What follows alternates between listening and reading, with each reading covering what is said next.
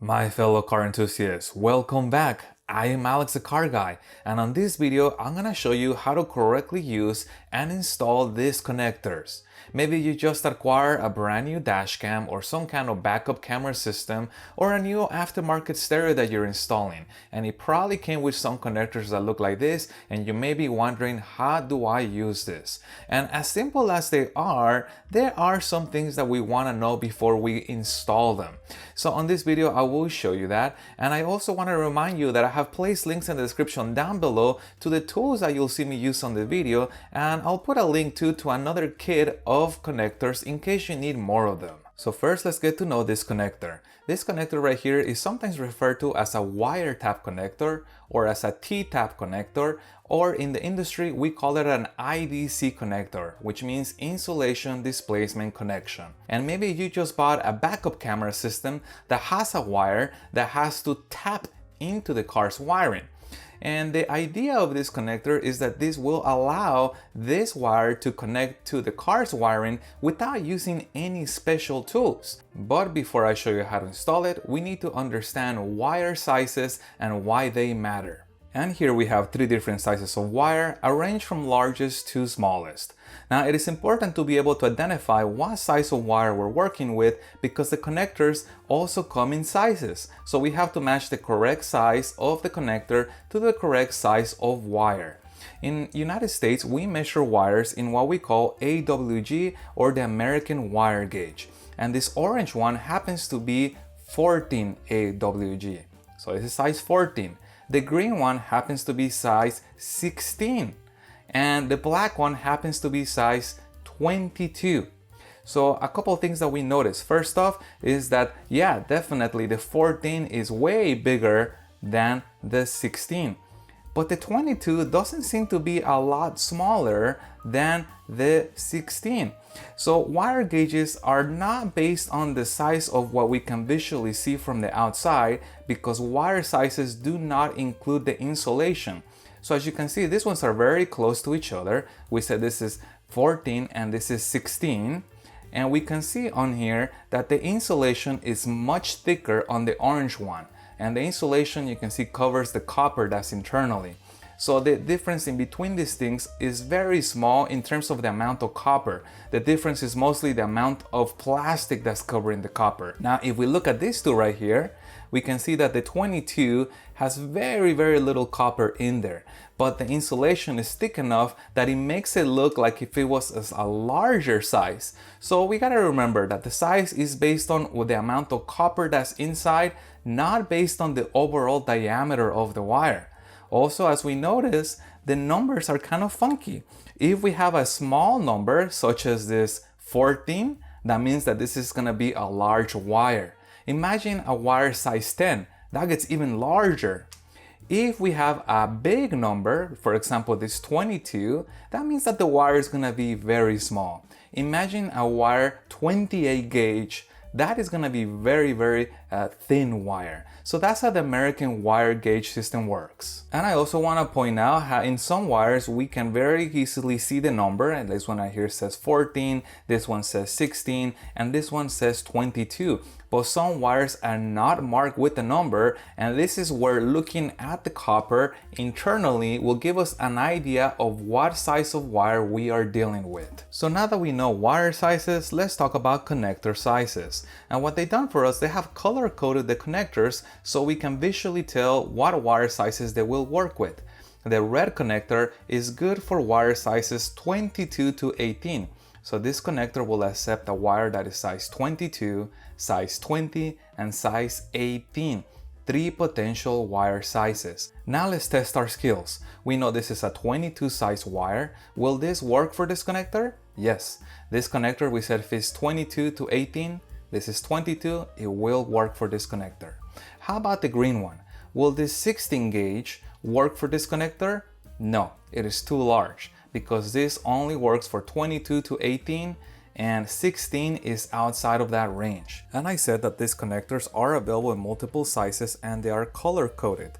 And I want to show you what those colors are. I have arranged them here from largest to smallest. And as you can see, the yellow one here is good for 12 to 10 gauge. The blue one here is good for 16 to 14 gauge, and the red one is good for 22 to 18 gauge. So the colors are gonna be also available for this style of connector. This connector is available in red, this connector is available in blue, and this connector is available in yellow. But I would like to point out that there's sometimes a small differences in what wire range a particular color can accept depending on who manufactured the connector. So it is important to refer to the documentation that came from the connector, and sometimes the connector itself will have it stamped. This particular manufacturer has stamped the wire range directly on here, which makes it convenient. And now that we're familiar with wire sizes and connector sizes, let's talk about this actual connector. As you can see, there's a metallic portion in the center, and that is basically going to act like a guillotine. I'm going to press on that metallic portion, and that portion is going to come down like a guillotine, and it's going to cut whatever is inside of that hole. Now, it's not going to cut it off completely, it's just going to cut into it, allowing us to make an electrical connection. So let's imagine that this is the wire in our car that we want to pull power from.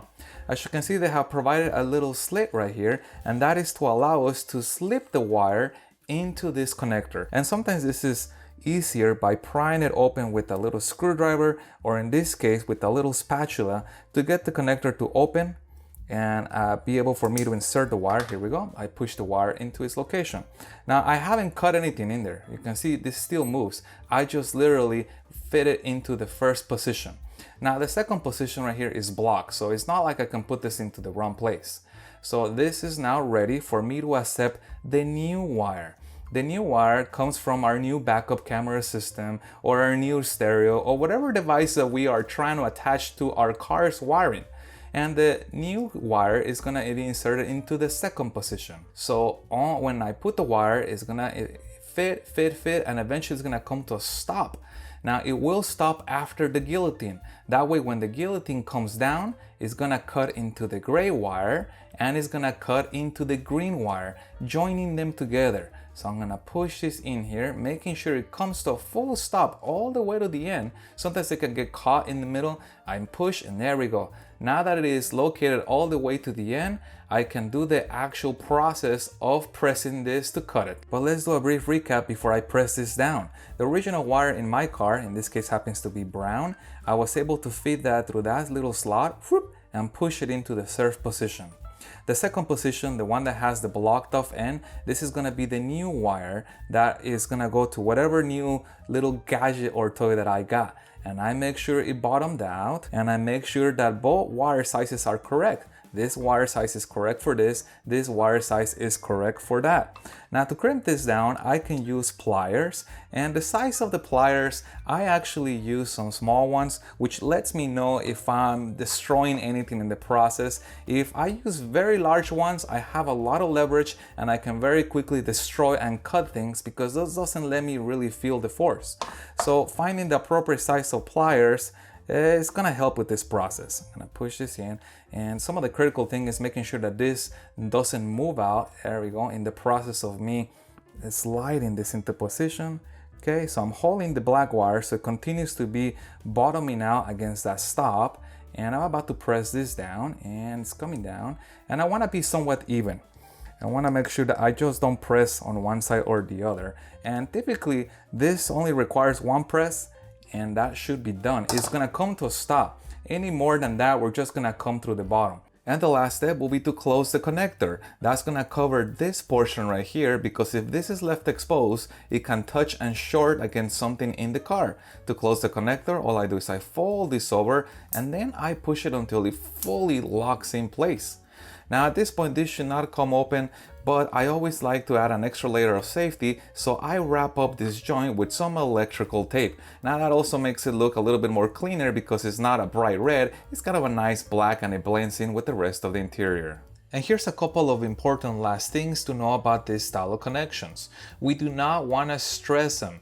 The wire should never be under stress, so it shouldn't be like this. It should be relaxed. Also, we should not put any weight on the wire. We wouldn't want something hanging and pulling on the wire because we are stressing the connection in here internally. The other thing we want to know about these connections is these are not reworkable, which means that we would not want to grab pliers and pull this up so we can redo it. They're not meant to be reused. If for some reason it went wrong or we need to remove it, we always want to start with a brand new one. Also, if the new wire coming from my new gadget has already been stripped, which means I can see the wire exposed, I'm gonna cut that so it is completely blunt. And now that it's blunt, I can insert it into the position of the connector. And finally, to restate how important it is to use the right size connector for the right size wire, if we look at the guillotine right there, we can see that it has a little slit in the center where it's gonna physically come down and cut the insulation. And that looks like a letter V, and it's gonna slide over the wire, cutting the insulation and making contact with the copper. If we select a connector that is very small for the wire size that we are connecting to, this connector will cut off some of the copper, what we call the strands, and damaging the wire that way can degrade the performance or cause a risk because we have now affected how much power this wire can carry. And we also don't want to use a wire that is too small for the connector.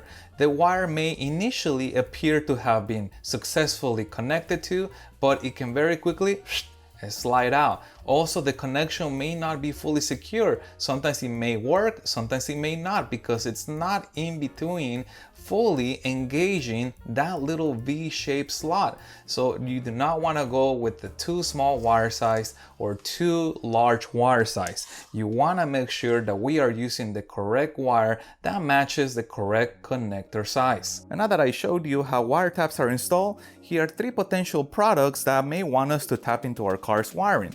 For example, this guy right here, which is a mirror dash cam, wants to know when we put the car into reverse. So the wire is gonna be tapped to the reversing lights of the car, because whenever we put the car in reverse, these lights come on and the dash cam will know the car is in reverse. Same thing with this product. This product wants to know when the car is in reverse, so the wire for this product is going to be connected to the reversing lights, and it could be either one because both of them come on when I put the car in reverse. And now that we have the trunk open, we can see all the wires that power the lights. Now sometimes there's going to be covers in here that are going to conceal the wires, so those covers may have to be removed to get access to them. In this car, a lot of these wires are very accessible, and the particular product that I'm going to be installing, the instruction manual wants me to tap into the reversing light of the car. And here's a really good close-up of the connector that powers up the reversing light of the car. Now what I'm gonna do to make installation easier, I'm gonna unplug it so I get access to the wires, and I do that by pushing in the connector tab and gently pulling this out. Now the instruction manual for the product that I'm installing wants me to tap into the positive wire of the reversing tail light. And as you can see, there are 2 wires in the back, and one of them happens to be red.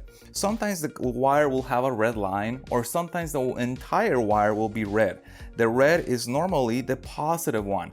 However, I want to confirm that with my voltmeter, and here's how I confirm that the red wire is indeed the positive one. I'm gonna probe the connector from the back, so I put the red positive lead on the red wire, which I suspect is positive, and then the black lead from my voltmeter is gonna go into the opposite position of the connector.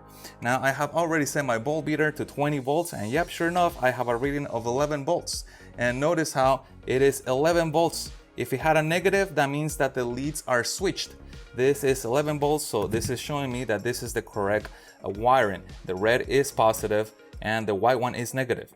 Now I'm gonna simulate for you what would happen if the red wire was not the positive one.